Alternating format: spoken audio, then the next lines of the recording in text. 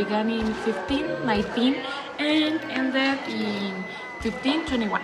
During this time, the Mexican people were ultimately subdued by a small group of Spaniards, who, despite their numbers, were supported by other indigenous islands.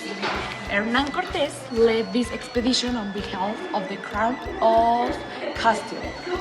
If he hadn't convinced various indigenous groups hostile to the Mexica to join him, the conquest might not have succeeded. Imagine, thought if history had taken a different path. What if the conquest of Mexico hadn't followed the course we know? This change could have transformed not only Mexico, but possibly the entire region. In this alternate history, Moctezuma II, who reportedly welcomed the Spanish initially, might have recognized the threat they both saw. Witnesses might have recalled him saying, "We should strengthen our alliances immediately."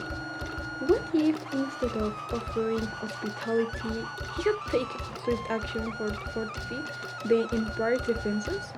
This way, the Mexican Empire could have had a chance to adapt to European presence on its own terms.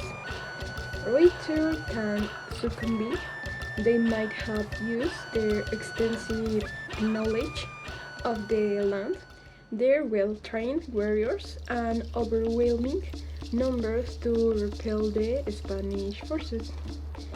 It's possible that in this version of events, the Mexican Empire may have adapted to European technologies without losing its independence, and cultural exchange could have looked very different.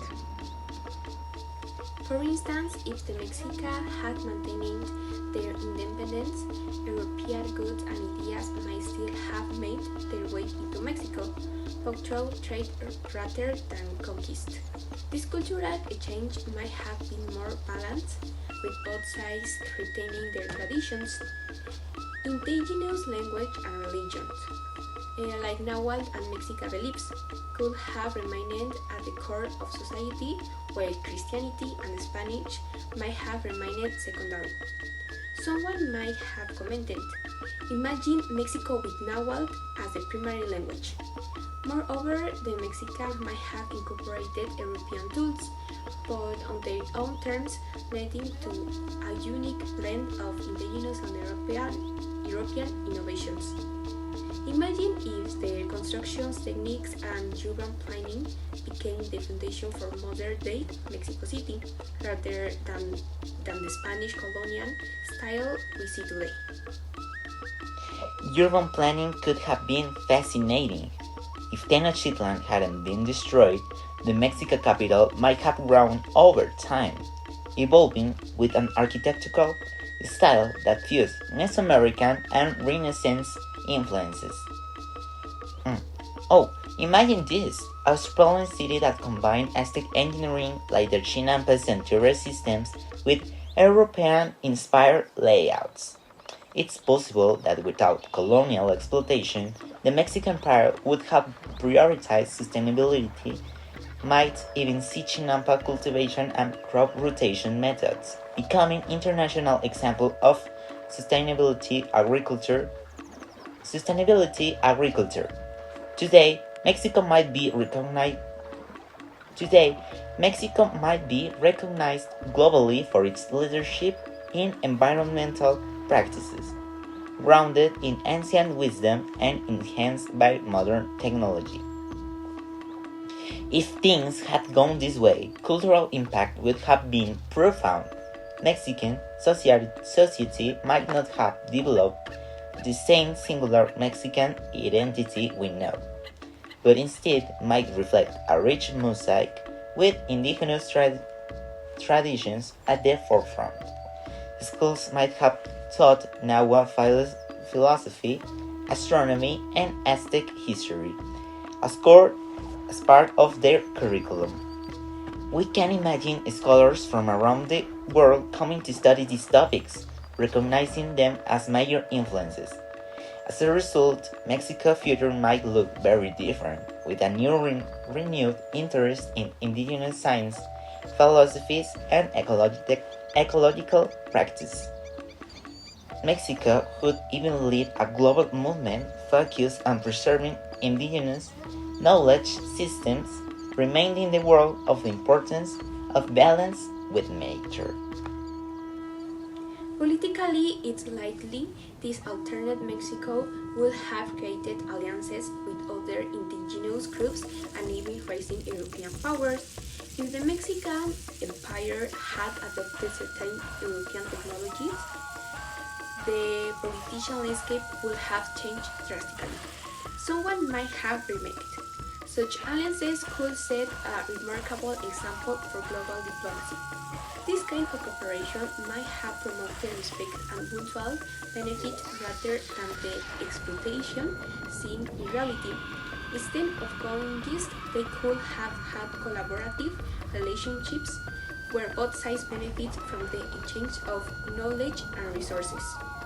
Mexico might have inspired a new kind of diplomacy focused on cultural preservation and collaboration. Culturally, this Mexico could have been remarkable if they had remained independent. Their art, music, and philosophy might have spread globally, inspiring other cultures in unique ways. Imagine festivals based on Nahua traditions celebrated worldwide. Or what if Aztec symbolism became a common element in architecture and fashion?